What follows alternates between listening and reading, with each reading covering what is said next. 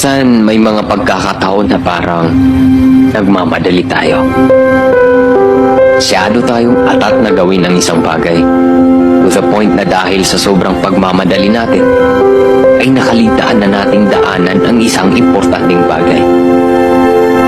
Kaibigan, sa buhay, hindi naman natin kailangang makipag-unahan.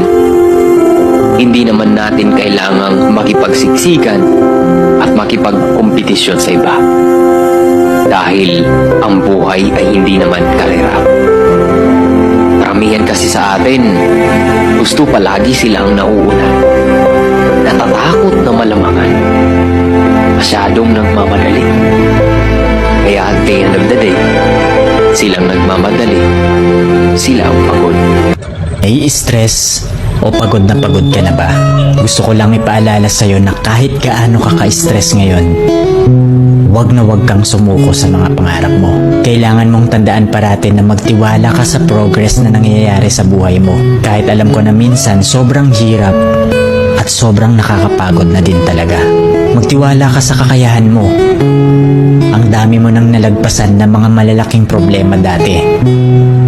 Ngayon ka pa ba susuko? Patuloy ka lang na lumaban.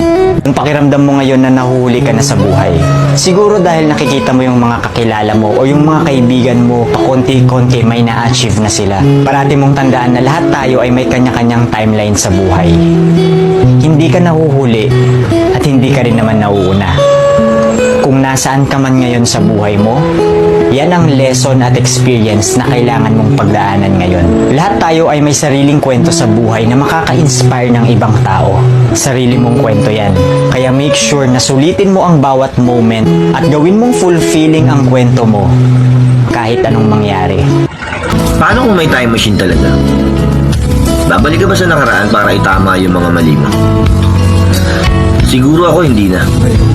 Kasi dahil sa mga mali kong yun, marami ako natutunan. At kung bakit ako matatag ngayon, dahil sa mga pinagdaanan ko nung nakaraan. Wala namang perpektong tao, lahat nagkakamali.